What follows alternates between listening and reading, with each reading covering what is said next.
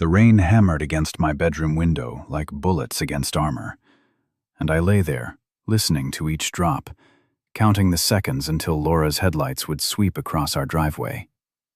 3:15 in the morning again. My name is Jason Fairburn, and I used to think I had the perfect marriage. Used to think a lot of things, actually. Used to think my wife Laura worked late at her HR director job because she was dedicated. Used to think the new clothes and expensive perfume were for me. Used to think that when she started coming home smelling like another man's cologne, it was just coincidence. But I'm a construction contractor, and I know when a foundation is cracking.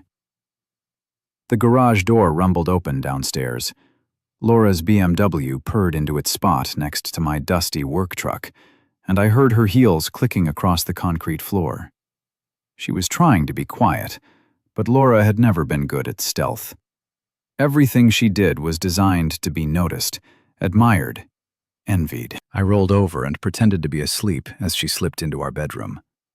Through half-closed eyes, I watched her undress in the moonlight streaming through our curtains. Her hair was mussed, her lipstick gone, and there was a satisfied smile on her face that I hadn't seen directed at me in months. "Long night at the office?" I asked, my voice cutting through the darkness like a blade. She jumped, clutching her silk blouse to her chest. "Jason, you scared me." "I thought you were asleep." Hard to sleep when your wife is out building relationships with clients until 3 a.m. I sat up, switched on the bedside lamp. Laura squinted in the sudden light, and I could see the guilt written across her face like graffiti on a wall. "It wasn't that late," she said, but her voice wavered. "We had a company dinner that ran over." "And then?" "And then what? You went back to someone's place for coffee?" Her phone buzzed on the dresser where she'd set it down. A text message lit up the screen, and even from across the room, I could read the sender's name. Scotty. The message preview showed just enough to make my blood run cold. "Can't wait to see you again tomorrow night. Beautiful." Tonight was Laura, lunged for the phone, but I was faster. 20 years of construction work had kept me in shape, and I crossed the room in 3 quick strides. "Give me that," she snapped, reaching for the device. I held it above my head, reading the full message. "Tonight was incredible. I love how you taste, how you feel. My bed feels empty without you." I looked down at my wife of 15 years, the mother of my 2 daughters, and felt something cold and hard settle in my chest. "Scotty? Really, Laura? You're screwing around with someone named Scotty?" Her face went through a series of expressions: guilt, fear, defiance, and finally rage. "You have no right to read my private messages." "I have every right when my wife is cheating on me in my own house." I threw the phone onto the bed between us. "How long, Laura? How long have you been lying to me?" "I'm not lying about anything." But even as she said it, she was backing toward the door. "And it's not your house anymore." That stopped me cold. "What did you say?" Laura's chin lifted, and I saw the woman I'd fallen in love with disappear completely, replaced by someone I didn't recognize, someone cold and calculating. "I said it's not your house anymore. Scotty bought it last week." "I've been meaning to tell you. The floor felt like it was shifting under my feet." "That's impossible. My name is on the deed." "Was on the deed?" she corrected. And now she was smiling. It was the cruelest expression I'd ever seen on her face. "Remember that stack of papers you signed last month? The ones I told you were for refinancing?" I did remember. Laura had come home with a folder full of documents, said we could get a better interest rate, save money on our monthly payments. I'd been exhausted from a 14-hour day pouring concrete, and I'd signed wherever she pointed without reading the fine print. "You transferred the house to your boyfriend." The words came out as a whisper. "Scott Williams," she said, like she was introducing me to him at a dinner party.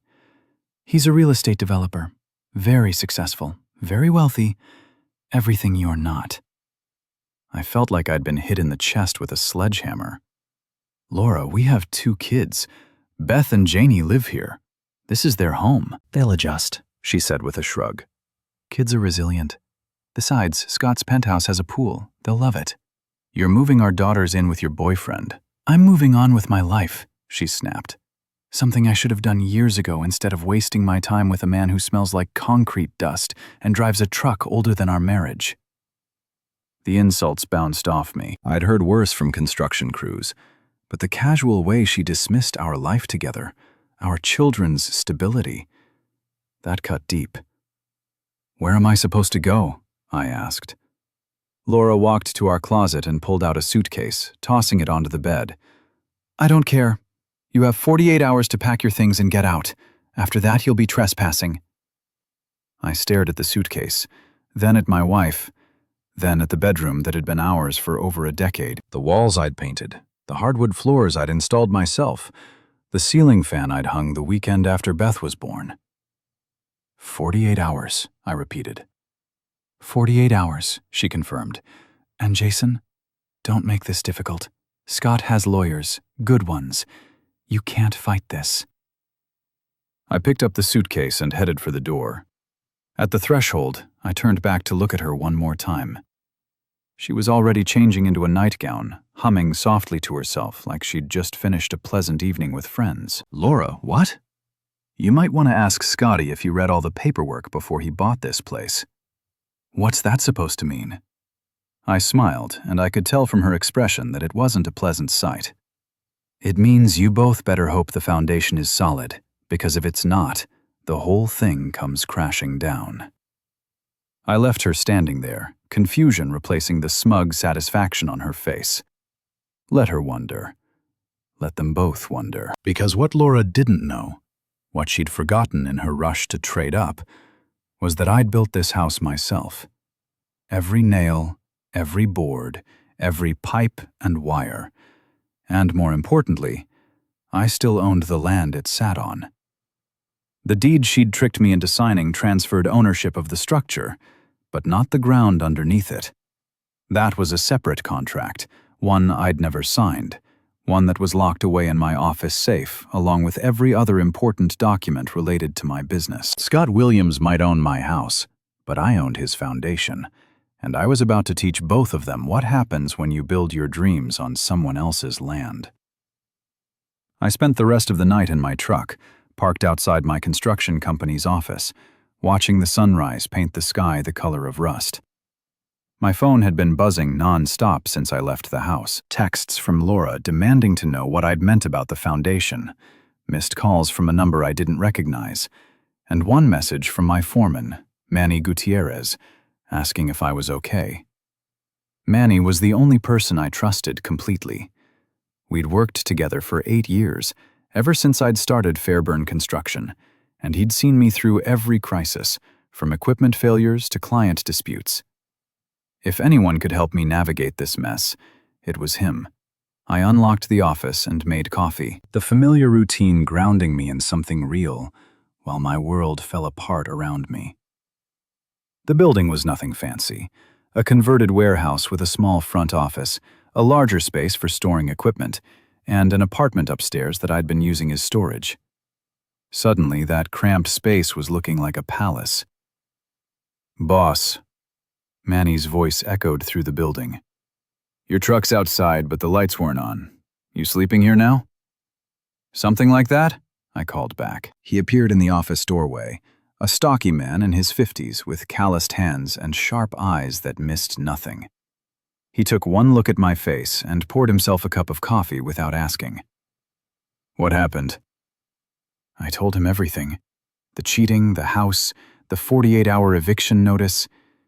Manny listened without interrupting, his expression growing darker with each detail. That's cold, even for a lawyer, he said when I finished. But you said you still own the land. Every square inch. I pulled out my keys and unlocked the office safe, retrieving the land lease agreement I'd signed with the county 12 years ago. The house sits on a 99-year lease. Laura's boyfriend owns the building, but he can't do anything with it without my permission. Manny grinned. So, you're telling me this fancy real estate developer just bought himself a very expensive pile of lumber that he can't use? That's exactly what I'm telling you. What's the plan? I've been thinking about that all night. First, I need to know everything about Scott Williams. Who he is, what he does, where he lives, who he owes money to. Can you handle that? I know a guy who knows a guy, Manny said. Private investigator, very discreet. Owes me a favor from when I helped him catch his wife cheating. Perfect. Second, I need to document everything. Every conversation, every threat, every time they try to intimidate me. We're going to do this by the book. And third, I looked out the window toward the neighborhood where my house sat, where my daughters were probably getting ready for school, confused about why Daddy wasn't there to make them breakfast. Third, we're going to make sure Scott Williams learns an important lesson about checking the fine print before he signs a contract. The next few hours passed in a blur of phone calls and paperwork. I contacted my lawyer, a sharp woman named Patricia Green, who specialized in real estate law. She confirmed what I already knew. Scott's ownership of the house was legal but meaningless without access to the land underneath it. The beautiful thing about this situation, Patricia explained over the phone, is that you have all the leverage. He can't sell the house, can't modify it, can't even maintain it without your written permission, and if you terminate the land lease, he has 30 days to remove the structure or it becomes yours by default. Can I terminate it for cause? Yes, if he's using the property for illegal activities, if he's behind on payments to you, or if he violates any of the terms of the lease agreement. What kind of terms? Let me review the contract and get back to you. But Jason, don't do anything rash. We want to be completely legal about this. By noon, Manny's private investigator friend had delivered a comprehensive report on Scott Williams. The man was everything Laura had said: successful, wealthy, connected. He owned 3 luxury condominiums, drove a Tesla, and had been featured in the local business journal as one of the city's rising stars under 40. He was also leveraged to the eyeballs. Look at this, Manny said, spreading the financial documents across my desk. He's got mortgages on all 3 condos, a business loan for his real estate company, and he just bought your house with money borrowed against his other properties. If any one deal goes bad, the whole thing collapses like a house of cards. Interesting. I studied the papers looking for weaknesses. What about his personal life? Divorced twice, no kids, has a reputation for dating married women.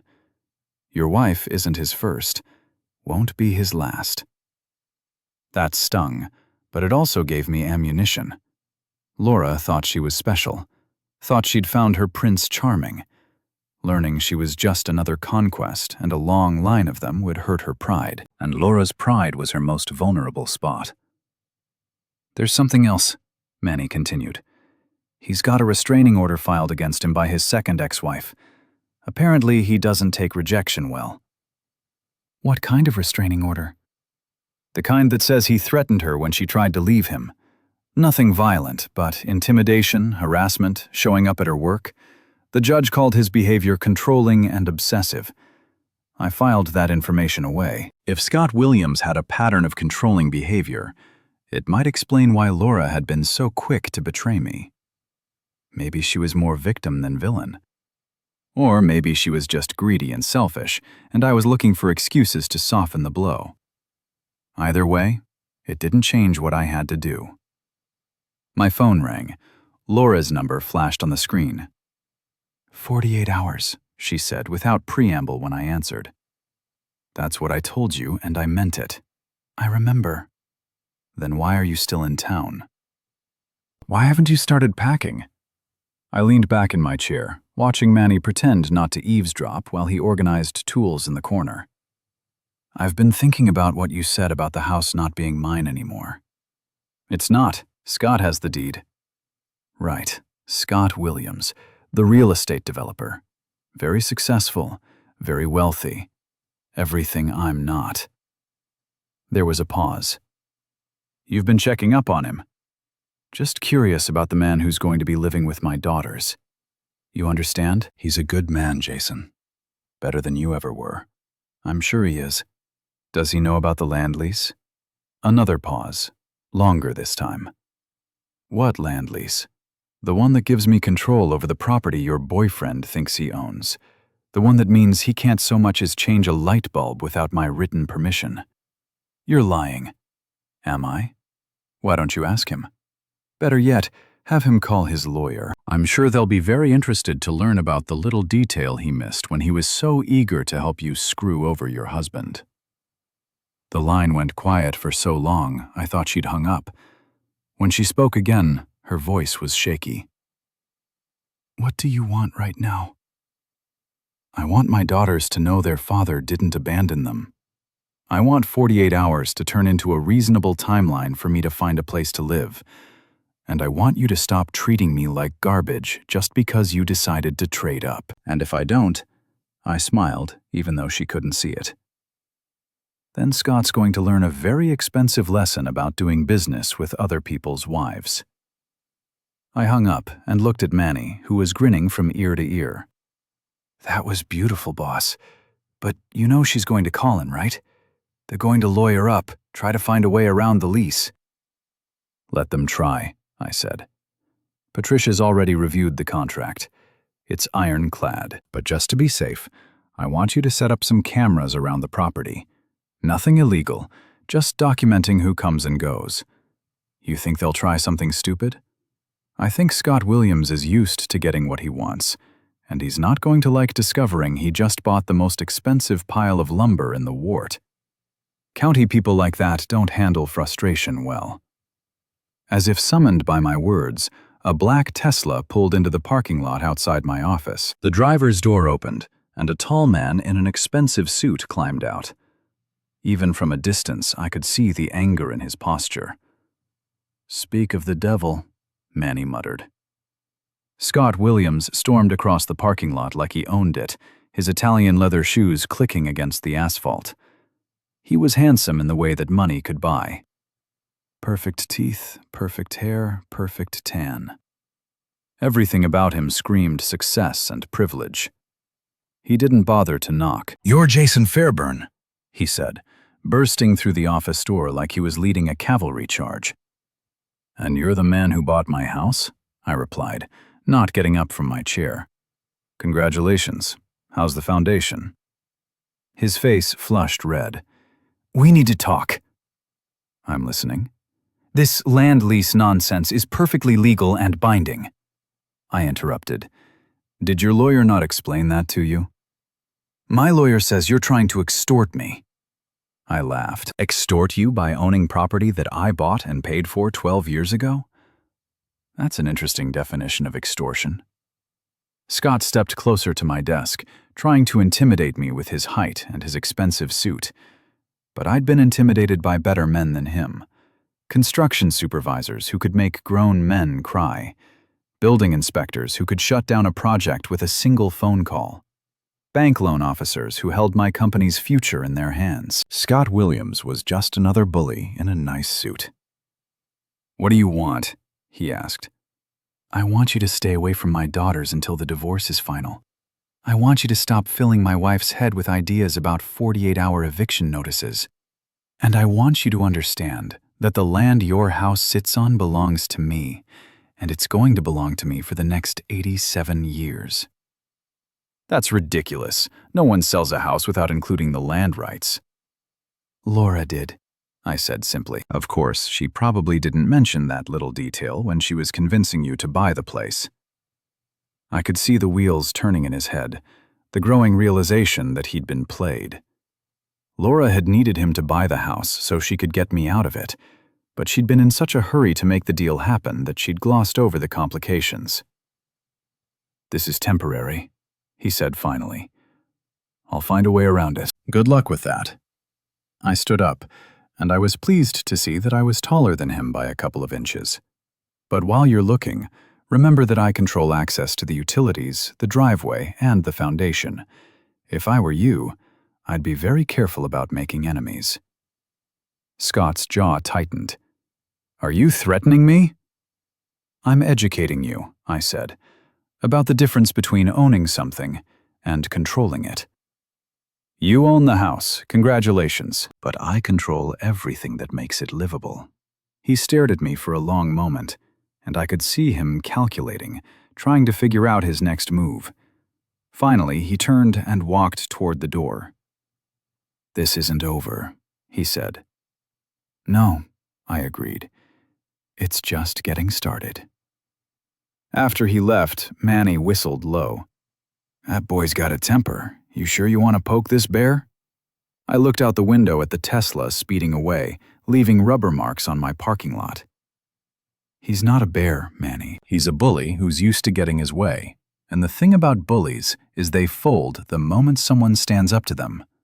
And if he doesn't fold," I smiled grimly, "then I guess we'll find out just how solid his foundation really is." The next morning brought the first real test of my resolve. I was having coffee in my makeshift apartment above the office when Manny burst through the door, holding his phone like it was on fire. "Boss, you need to see this!" He showed me Laura's Facebook page. She'd posted a long, dramatic message about how her abusive ex-husband was stalking and harassing her new boyfriend, trying to destroy their happiness out of jealousy and spite. The post had already gotten 43 likes and 16 comments, mostly from her work friends, expressing shock and offering support. Abusive. I read the word out loud, tasting how bitter it was. In 15 years of marriage, I never so much as raised my voice to her. "She's trying to control the narrative," Manny said. "Make you look like the bad guy, so when this all goes public, people will be on her side." Let them be on her side. I don't need a popularity contest. I need leverage. But the Facebook post was just the beginning. By 10 o'clock, I'd received calls from 3 different clients asking if the domestic situation mentioned in the local business journal's gossip column would affect their construction projects. By noon, my daughter's school had called to ask if there were any safety concerns they should know about regarding pickup and drop-off arrangements. Laura was waging a public relations war, and she was winning. "We need to respond," Manny insisted. "Tell your side of the story." "No," I said. "That's what she wants, a public fight where she can play the victim. We stick to the plan." The plan was simple in theory, complicated in execution. Patricia Green had found a clause in the land lease agreement that required the property to be used solely for single-family residential purposes. If I could prove Scott was using the house for business activities, like staging real estate meetings or storing company equipment, I could terminate the lease for breach of contract. "So, we watch and wait," I told Manny. "Document everything. Sooner or later, he'll slip up." We didn't have to wait long. That afternoon, I drove past the house, my house, and saw 3 cars in the driveway that didn't belong to Laura or Scott. Through the front window, I could see people in business attire sitting around my dining room table, looking at papers and laptops. I parked across the street and took photos with my phone. 20 minutes later, the meeting broke up, and I watched Scott shake hands with the visitors like he'd just closed a deal. One of them handed him a folder thick with documents. "Business meeting in a property zone for residential use only. Violation of the lease agreement." I was about to drive away when Laura appeared in the front doorway. She was wearing a dress I'd never seen before, something expensive and form-fitting that probably cost more than I made in a week. She kissed Scott goodbye like they were starring in a romantic movie, all passion and promises. Then she saw me. Even from across the street, I could see her face change. The loving girlfriend disappeared, replaced by the cold, calculating woman I was learning to recognize. She said something to Scott, pointing in my direction. Scott's head whipped around, and our eyes met through my truck's windshield. His expression was pure rage. I started the engine and drove away, but not before I saw him pull out his phone, probably calling his lawyer or maybe the police. Either way, I'd gotten what I came for: evidence of the lease violation and confirmation that my presence was getting under their skin. Back at the office, I uploaded the photos to my computer and emailed them to Patricia Green. Her response came back within an hour. This is exactly what we need. I'll draft the lease termination notice this afternoon.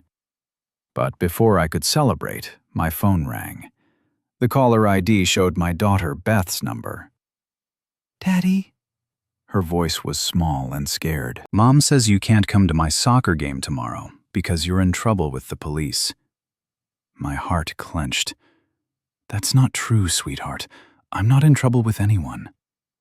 But Mom showed me the Facebook thing about you being mean to her boyfriend. Are you really trying to hurt them? I closed my eyes, feeling the weight of Laura's manipulations settling on my shoulders like a lead blanket. She was using our children as weapons, turning them against me before I even had a chance to explain my side of the story. Beth, listen to me very carefully. Your mom and I are having grown-up problems, but none of it is your fault, and none of it means I love you any less. I would never hurt anyone, especially not your mom. Then why can't you just let her be happy? The question hit me like a punch to the gut. In her 12-year-old mind, the situation was simple. Mommy had found someone new who made her smile, and Daddy was being mean about it. She couldn't understand the betrayal, the lies, the way her mother had destroyed our family for a man she barely knew. It's complicated, baby girl, but I promise you, everything I'm doing is to protect our family, even if it doesn't look that way right now. I have to go.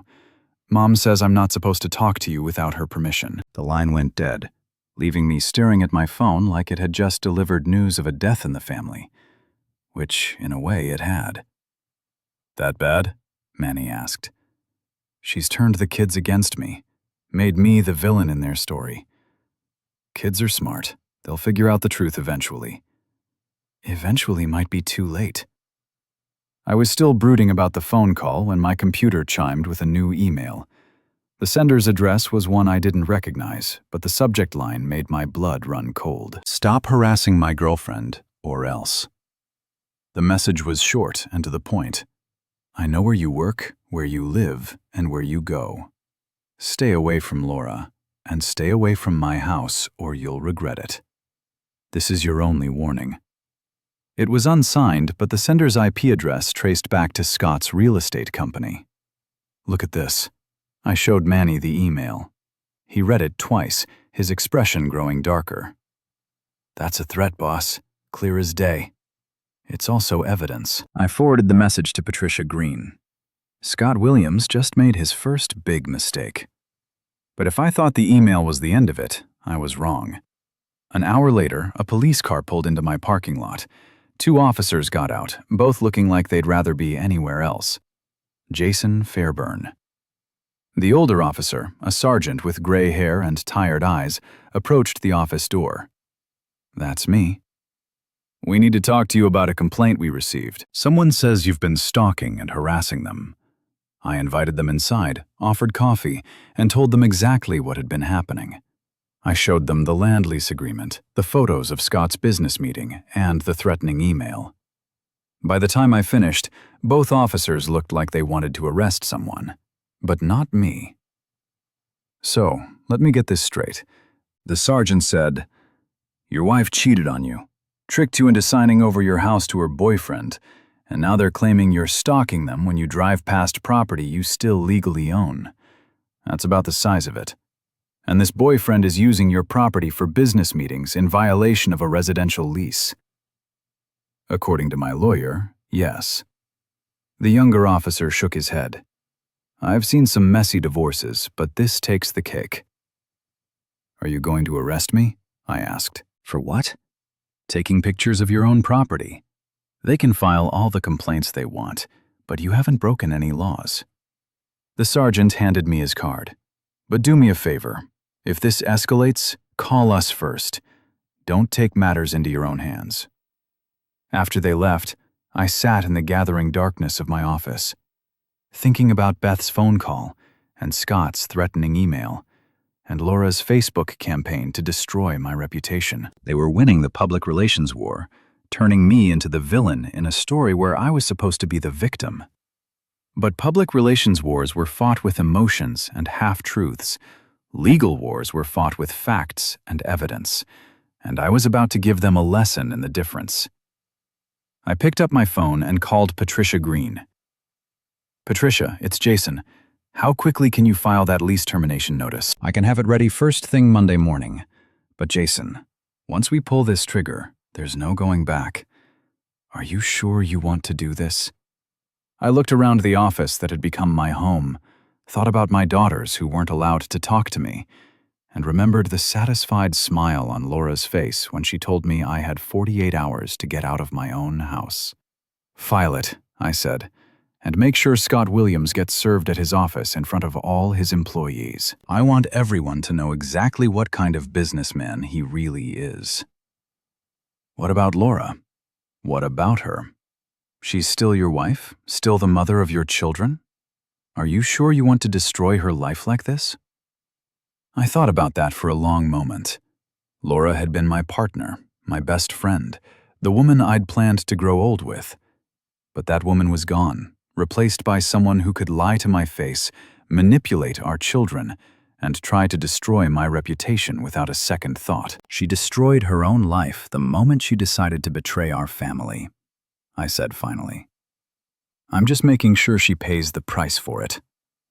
Monday morning couldn't come fast enough. The 4th of July block party had been a neighborhood tradition for 8 years. Ever since Laura and I had moved into the house, I'd helped organize it every year, manning the grill, setting up tables, stringing lights between the oak trees that lined our street. This year, I wasn't invited. But that didn't mean I wasn't going. "This is a bad idea, boss," Manny said as we parked 2 blocks away from my old neighborhood. "You show up there, they're going to call it harassment. Let them call it whatever they want." I adjusted the small recording device clipped to my shirt collar. Perfectly legal in our state as long as one party to the conversation knew it was being recorded. "I want to see my daughters. I want to wish my neighbors a happy holiday. And I want Scott Williams to look me in the eye while he's living in my house." The lease termination notice had been served 3 days earlier, giving Scott 30 days to remove the structure or face legal action. His response had been swift and predictable. A countersuit claiming I was trying to extort him, a restraining order request that had been denied for lack of evidence, and a furious phone call to Laura that half the neighborhood had heard through the thin summer air.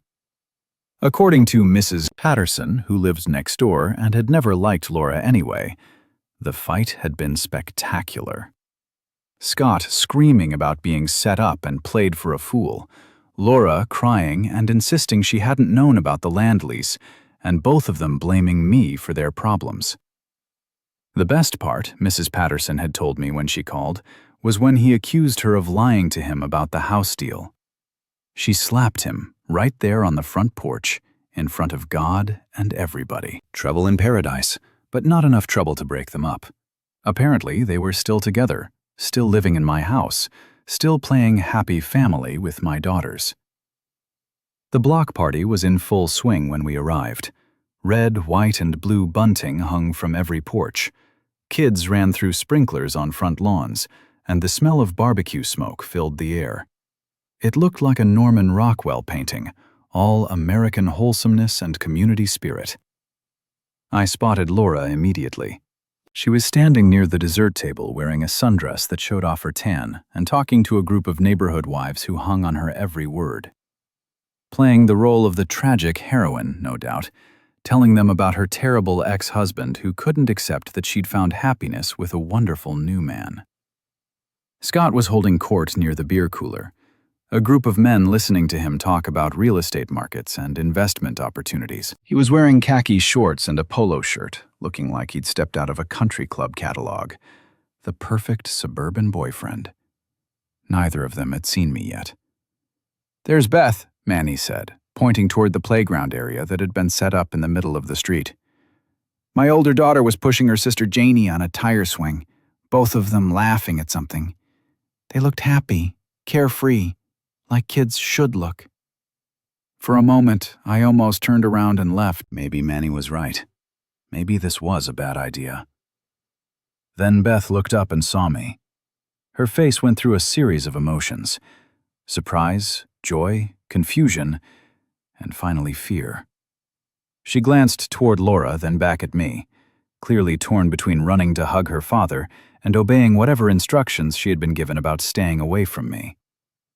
I made the decision for her, walking over to the playground with what I hoped was a reassuring smile.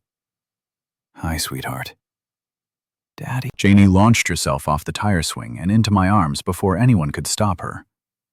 At 9, she was still young enough to love unconditionally, to not understand the adult complications that had torn our family apart. "You came to the party," she said, squeezing my neck tight enough to cut off my air supply. "I wouldn't miss it," I told her, breathing in the scent of her strawberry shampoo and feeling my heart crack a little more. "Are you having fun?" "Uh-huh." Scott set up a water balloon fight, and Mrs. Henderson made her famous apple pie, and there's going to be fireworks after dark. "That sounds wonderful." Beth approached more cautiously, old enough to sense the undercurrents of tension that were already spreading through the crowd as people noticed my arrival. "Mom said you weren't coming," she said. "Plans change." I hugged her too, feeling her stiffen slightly in my arms. Laura's poison was working, turning my own daughter against me, one conversation at a time. "How's your summer going? Are you still taking those art classes?" "Yeah, they're okay." She glanced around nervously. "Daddy, maybe you should—" "Jason." Laura's voice cut through the ambient noise of the party like a blade. I turned to see her approaching, Scott right behind her, both of them wearing expressions that could have frozen the beer in the cooler. "Laura." "Scott." I kept my voice pleasant, conversational. "Great party. Thanks for keeping up the tradition." "You weren't invited," Laura said, her voice tight with controlled anger. "It's a public street," I replied. "Besides, I helped start this tradition. Seems only right that I'd want to continue it." "After what you've been doing to us? After the legal harassment and the threats?" I laughed, and I could tell from her expression that it wasn't the reaction she'd expected. "Threats? The only threat I've received was an email from your boyfriend here, warning me to stay away from his house." Several neighbors had drifted closer, drawn by the tension like moths to a flame. Mrs. Patterson was openly eavesdropping, probably already composing the phone calls she'd make later to spread the gossip. The men who'd been listening to Scott's real estate wisdom were watching with the fascination people reserved for car accidents and public meltdowns. "That's not a threat," Scott said, stepping forward. "That's a reasonable request from someone who's tired of being stalked." "Stalked?" I kept my voice level. "Reasonable by driving past property I own?" "You don't own anything," he snapped. "I bought that house fair and square." "You bought the structure," I corrected. "I own the land it sits on. Didn't your lawyer explain the difference?" Scott's face flushed red. "That lease trick won't work. My attorneys are already finding ways around it." "Good luck with that. But while they're looking, you might want to start shopping for a new place to live. You've got 26 days left on the termination notice." "You can't kick us out of our own home," Laura interjected, her voice rising. "It's not your home," I said simply. "It never was. You just borrowed it for a while." The crowd around us was growing larger, the entire block party grinding to a halt as people realized they were witnessing something more dramatic than the usual neighborhood gossip. I could see phones coming out, people starting to record what was clearly going to be a confrontation worth sharing on social media. "This is ridiculous," Scott said, but I could hear the uncertainty in his voice. His lawyers had obviously explained the reality of the situation, and he was starting to understand just how badly he'd been played. "You can't destroy someone's life just because you're jealous." "Jealous?" I looked at Laura standing beside her boyfriend in her designer sundress, then at my daughters, who were watching their parents tear each other apart in front of the entire neighborhood. "You think I'm jealous of this? You think I'm jealous of a man who's so desperate to steal another man's wife that he didn't bother to read the contract before he signed it? You think I'm jealous of a relationship built on lies and betrayal?" "How dare you?" Laura started, but I cut her off. "How dare I what?" Tell the truth. Point out that you destroyed our family for a man you barely know. Mention that you're just another conquest in his long line of married women." Scott went very still. "What did you say?" "Oh, she didn't tell you about the background check. About your history with married women? About the restraining order your second ex-wife took out against you?" The color drained from Laura's face. She looked at Scott, then at me, then at the crowd of neighbors who were hanging on every word. "That's a lie," she said, but her voice was shaky. "Ask him," I suggested. "Ask your wonderful new boyfriend about Sarah Martinez or Jennifer Walsh or any of the other wives he's seduced and abandoned over the past 5 years." Scott lunged at me. It wasn't a coordinated attack, just blind rage and wounded pride driving him forward. But I'd been expecting it. Had seen the moment when his control snapped, and I was ready. I sidestepped his charge and grabbed his arm, using his momentum to send him stumbling into the dessert table.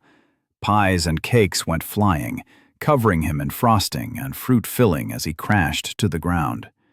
The crowd gasped, phones recording every second of his humiliation.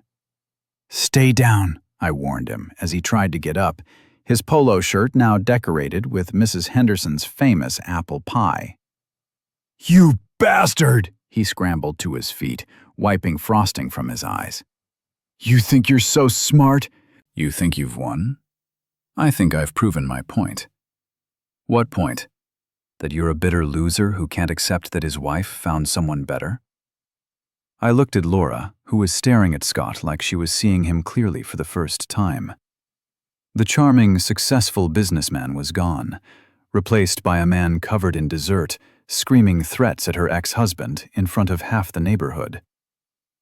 "The point," I said quietly, "is that you can't build a lasting relationship on someone else's foundation. Sooner or later, the ground shifts and everything comes crashing down."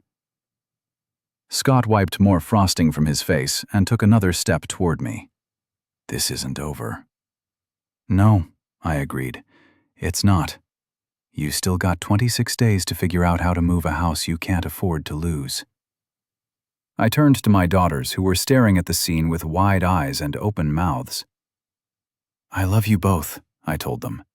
"Don't ever forget that." Then I walked away, leaving Scott Williams standing in the ruins of the dessert table, covered in pie filling and public humiliation, while Laura tried to explain to our neighbors why her new boyfriend had just attacked her. Ex-husband at a 4th of July block party behind me. I could hear Mrs. Patterson already starting to spread the gossip. "Did you see that? He just stood there calm as you please while that boyfriend of Laura went crazy.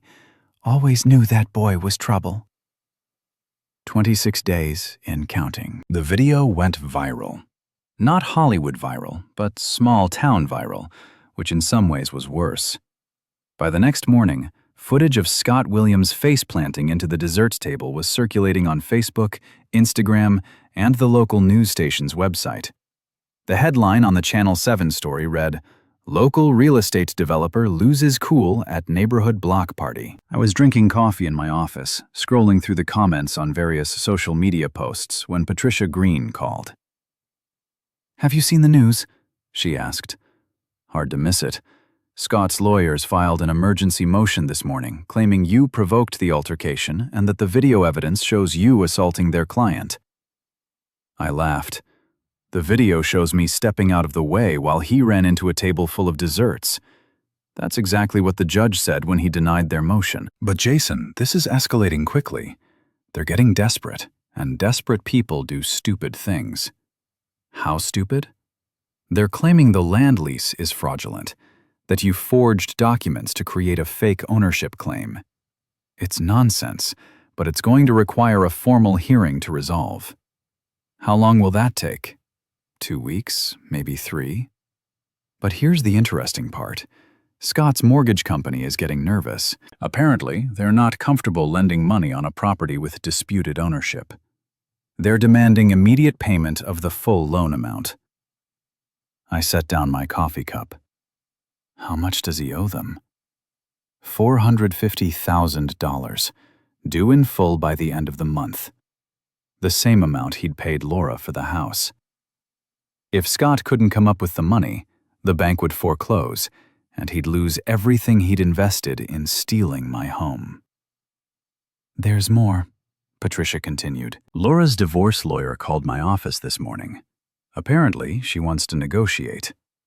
"Negotiate what?" "A settlement. She's willing to transfer the house back to you in exchange for a lump sum alimony payment and guaranteed custody of the girls." I considered this. It would solve the immediate problem, get my house back and end the legal nightmare that was consuming my life. But it would also let Laura and Scott off the hook for what they'd done, and something deep in my gut rebelled against that idea. How much does she want?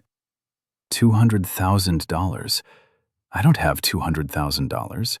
She knows that. I think this is just a negotiating tactic, trying to find out how far you're willing to go. Tell her lawyer that my counteroffer is this. She can have whatever the divorce court decides to give her, and not a penny more. The house stays with me. Jason, no deals, Patricia. They made their choice when they decided to destroy my family. Now they can live with the consequences. After I hung up, I sat in the silence of my office, thinking about the path that had brought me to this point. 6 weeks ago, I'd been a happily married man with a successful business and 2 daughters who adored me. Now I was living above my office, fighting a legal war with my own wife, and watching my children's respect for me erode with every passing day. But I was also closer to victory than I'd ever been. Manny knocked on the office door and entered without waiting for permission. "Boss, we've got a problem." "What kind of problem?" "The kind with badges and search warrants." Through the office window, I could see 2 police cars pulling into the parking lot, followed by an unmarked sedan that screamed federal agent. "What do they want?" I asked. "According to the warrant, they're investigating allegations of fraud, forgery, and extortion related to the land lease dispute." My blood ran cold. Scott's lawyers actually convinced someone to investigate the lease. "Looks that way, but boss, there's something else. I got a call from my guy at the courthouse. Scott Williams filed for bankruptcy protection this morning." I stared at him. Bankruptcy. Chapter 11. Claims he's been the victim of a malicious legal attack that's destroyed his business and his personal finances?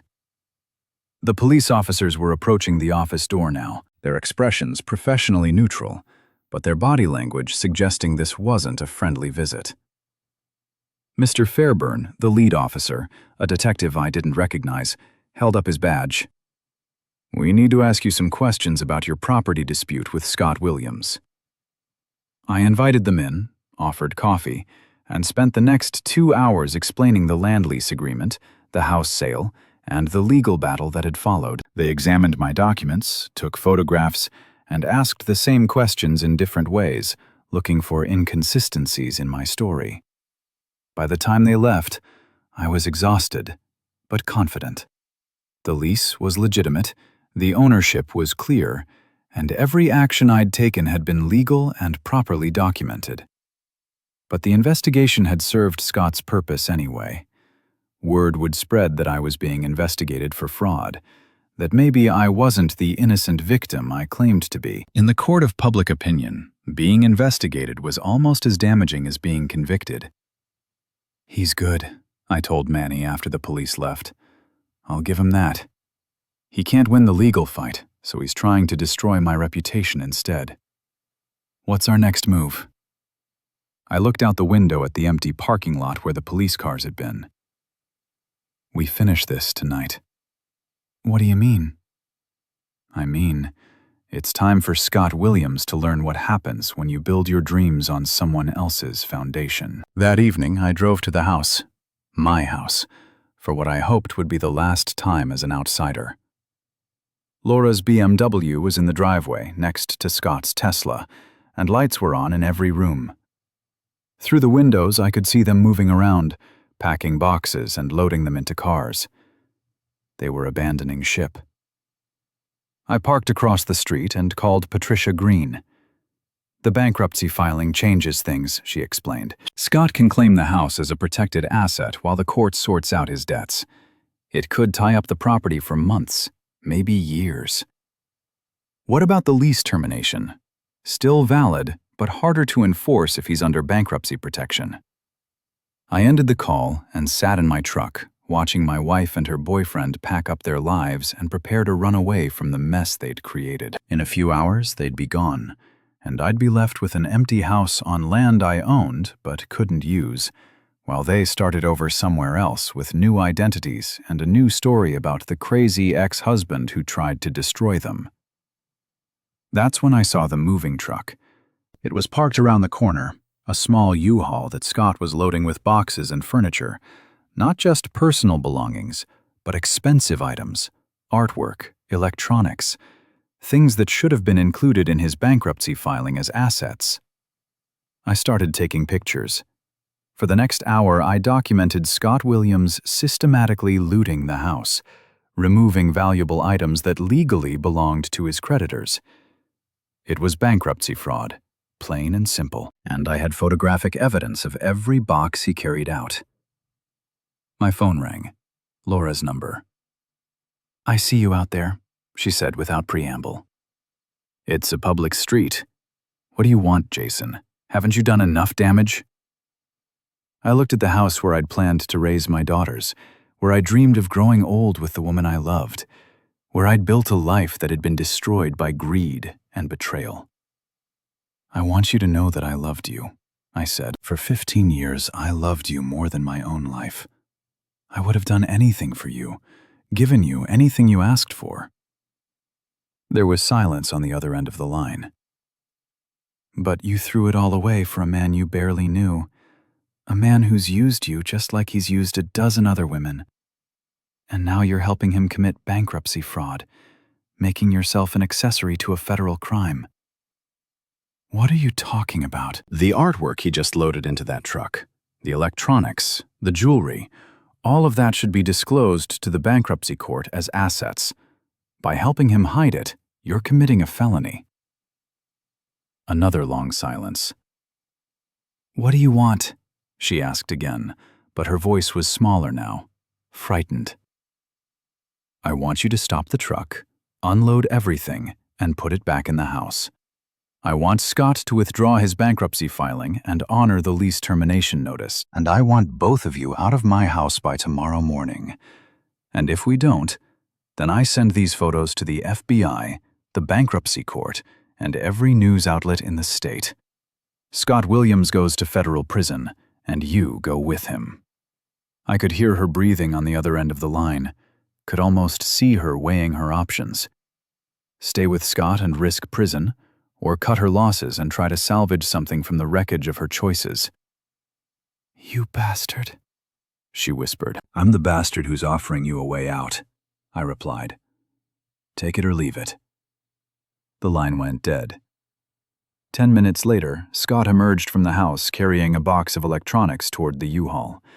He saw me sitting in my truck and stopped, staring at me across the street like he was trying to decide whether to run or fight. He chose fight. Scott dropped the box and started walking toward my truck, his face twisted with rage and desperation. But before he could reach me, Laura appeared in the doorway. "Scott, don't." He turned toward her, and I could see them arguing, her hands gesturing frantically while he shook his head and pointed at me. The argument escalated, their voices carrying across the quiet street, until finally, Scott threw his hands up in defeat and stalked back toward the house. Over the next hour, I watched them unload the truck, carrying boxes and furniture back into the house like a movie running in reverse. When the truck was empty, Scott climbed into his Tesla and drove away without looking back. Laura stood in the driveway for a long moment, staring at my truck. Then she walked across the street and tapped on my window. I rolled it down. "He's gone," she said. "Scott's gone. The house is yours." Just like that. Just like that. She looked older than her 36 years, worn down by the stress and drama of the past few weeks. I'll be out by tomorrow morning. Where will you go? Does it matter? I thought about that. 6 weeks ago, it would have mattered more than anything in the world. Now, looking at the stranger who used to be my wife, I realized it didn't matter at all. The girls, I started, will stay with you during the week, with me on weekends, just like we discussed with the lawyers. She turned to walk away, then stopped and looked back. For what it's worth, Jason, I'm sorry. Not for leaving. That was the right choice for both of us. But for how I did it. You didn't deserve that. No, I agreed. I didn't. She nodded and walked back to the house, leaving me alone in my truck with a taste of victory turning bitter in my mouth. I'd won. The house was mine. My reputation was intact. And Scott Williams was facing bankruptcy and possible federal charges. But the cost of that victory was everything I'd spent 15 years building. My marriage, my family, my daughter's respect. Sometimes winning feels a lot like losing. But as I drove back to my office that night, I realized something important. I was still standing. Laura and Scott had tried to destroy me, had used every weapon at their disposal, legal, financial, emotional. And I'd survived. More than survived. I'd fought back and won. That had to count for something. The next morning, I moved back into my house. 3 weeks later, I was having breakfast in my own kitchen when the local news ran a story that made me smile for the first time in months. Federal agents arrested prominent real estate developer Scott Williams yesterday on charges of bankruptcy fraud and money laundering. The anchor announced over footage of Scott being led away in handcuffs. Williams allegedly concealed assets worth over $200,000 during bankruptcy proceedings, and investigators say they have photographic evidence of the defendant removing valuable items from properties that should have been disclosed to the court. I turned off the television and finished my coffee, thinking about the chain of events that had brought Scott Williams to this moment.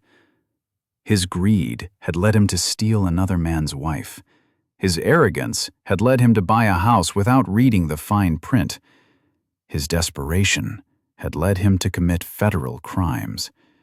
And my patience had led to his downfall.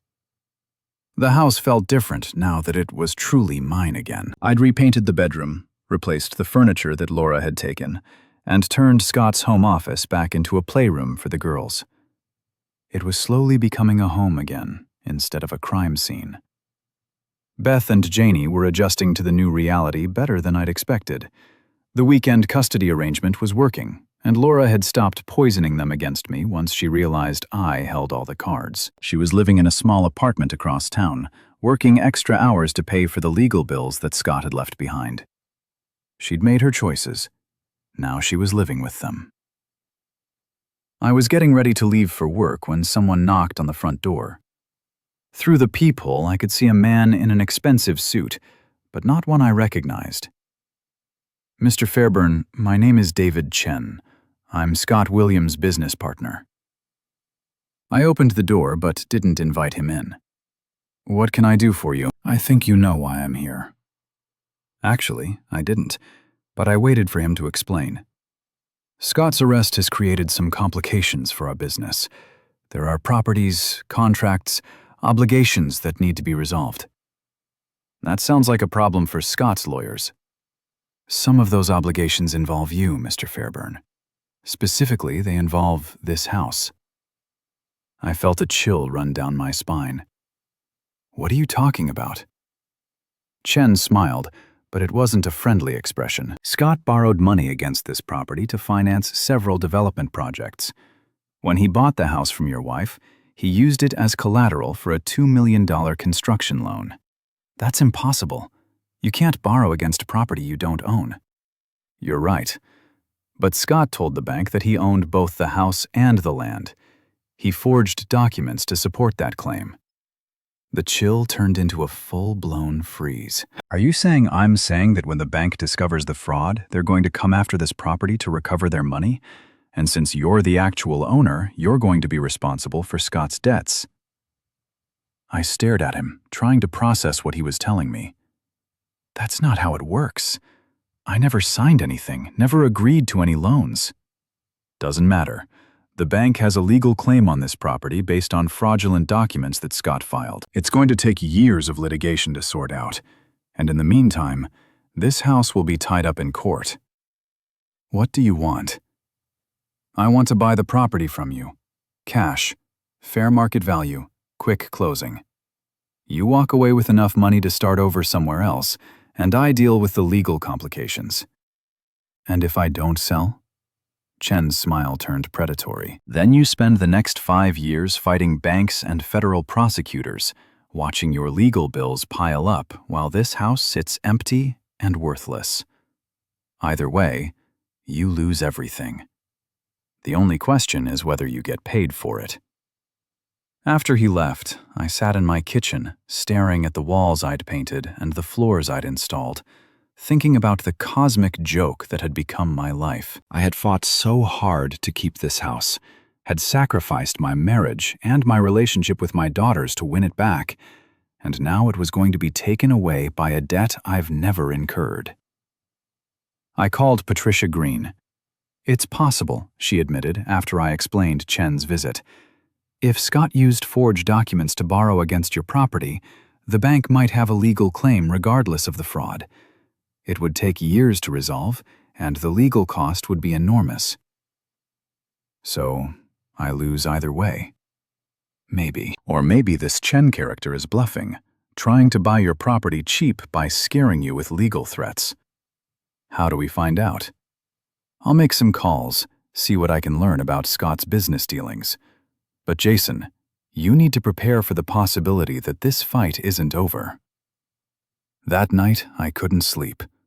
I walked through the house, touching the walls and fixtures that had cost me everything to keep, wondering if it had all been for nothing. Maybe Laura had been right to leave. Maybe I was just a stubborn fool who couldn't accept that some battles can't be won.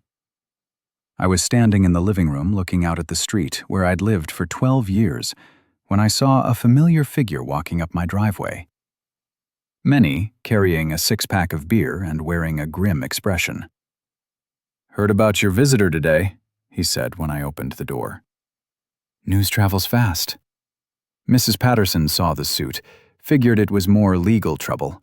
She called me. We sat on the front porch drinking beer and watching the neighborhood settle into evening quiet. Kids riding bikes, couples walking dogs, the ordinary rhythms of suburban life continuing around us. "So, what's the plan, boss?" I took a long drink of beer, tasting the bitterness and thinking about the question. I don't know. Maybe there is no plan. Maybe some fights you just can't win. That doesn't sound like the Jason Fairburn I know. The Jason Fairburn, you know, just spent 2 months destroying his family to win back a house that's about to be taken away by a bank he's never done business with. Manny was quiet for a while, drinking his beer and thinking. Finally, he set down the bottle and turned to face me. "You know what I think?" "What?" "I think you're looking at this all wrong. You keep thinking about this house like it's the prize, like keeping it means you won. But that's not what you won." What did I win? You won the right to choose. Laura and Scott tried to take that away from you, tried to force you out and make you disappear. But you fought back, and now you get to decide what happens next. I thought about that, and what should I decide? That's up to you. But whatever you decide, make sure it's your choice, not something that's forced on you by banks or lawyers or ex-wives. The next morning, I made my choice.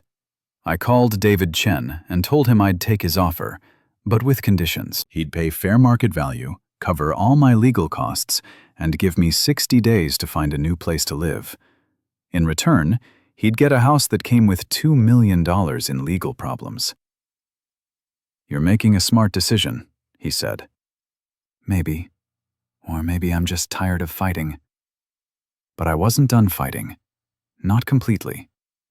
While Chen's lawyers prepared the sale documents, I spent 3 days systematically documenting every improvement I'd made to the house over the years. Every nail I'd driven, every pipe I'd installed, every fixture I'd bought and paid for. Then I removed all of it. Light fixtures, ceiling fans, custom cabinets, hardwood floors, bathroom tiles, kitchen appliances. Everything that wasn't permanently attached to the structure came out. By the time I was finished, Chen was buying an empty shell that would need $50,000 in improvements just to be livable. "You can't do this," he shouted when he saw what I'd done. "This is vandalism." "This is recovery of personal property," I corrected, showing him the receipts that proved I'd paid for every item. "The sale contract specifies the house and land, not the contents or improvements." "My lawyers will stop this. Your lawyers will tell you the same thing mine told me. I have every right to remove property that belongs to me." Jen's face turned red with rage, but there was nothing he could do. The closing was scheduled for the next day, and backing out now would cost him more than paying for the improvements. That evening, I loaded the last of my belongings into a moving truck and took one final walk through the empty house. 12 years of my life, reduced to bare walls and concrete floors. It should have felt like defeat, but instead, I felt something I hadn't experienced in months. Peace. I was free. Free from the legal battles, free from the memories, free from the need to prove that I could keep what was mine. Lauren Scott had taken my house, but I was taking my life back. The next morning, I signed the papers that transferred ownership to Chen, deposited a check for $400,000, and drove away from the neighborhood where I'd raised my daughters and lost my marriage.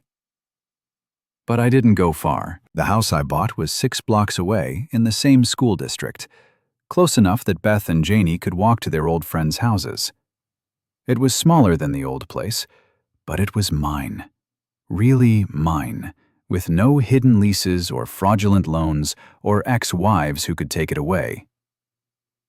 3 months later, I was installing a new kitchen when Patricia Green called with news that made the whole ordeal worthwhile. "Scott Williams was sentenced today," she said. 5 years in federal prison, full restitution to the bank, and permanent disbarment from real estate licensing. What about the house? The bank foreclosed last month. Chen lost everything he invested, plus another $100,000 in legal fees. The property sold at auction for half what he paid you. I sat down my hammer and smiled. So, he bought a house for $400,000, spent $50,000 fixing it up, lost it to foreclosure, and ended up with nothing. That's about the size of it. Sometimes karma works exactly the way it's supposed to. That evening, I was grilling burgers in my backyard when Beth and Janie arrived for their weekly dinner. They were both excited about school starting, chattering about new teachers and friends and the art class that Beth was taking. "Dad," Janie said as we sat down to eat, "I like this house better than the old one." "Why is that, sweetheart?" "Because it's ours, really ours. Nobody can take it away." I looked at my daughters, healthy and happy despite everything they'd been through, and realized that Manny had been right. The house had never been the prize. The real victory was sitting at my table, calling me Dad, and trusting me to keep them safe. Laura had destroyed our marriage, but she hadn't destroyed our family. Scott had stolen my house, but he hadn't stolen my future. And I had learned something valuable about the difference between winning and choosing. Sometimes the best revenge is simply refusing to let someone else's choices define your life. Find your life. Find your life. Find your life. Find your life. Find your life. Find your life. Find your life. I find your life. Find your life. Find your life. Find your life. Find your life. Find your life. Find your life. Find your life. Define your life.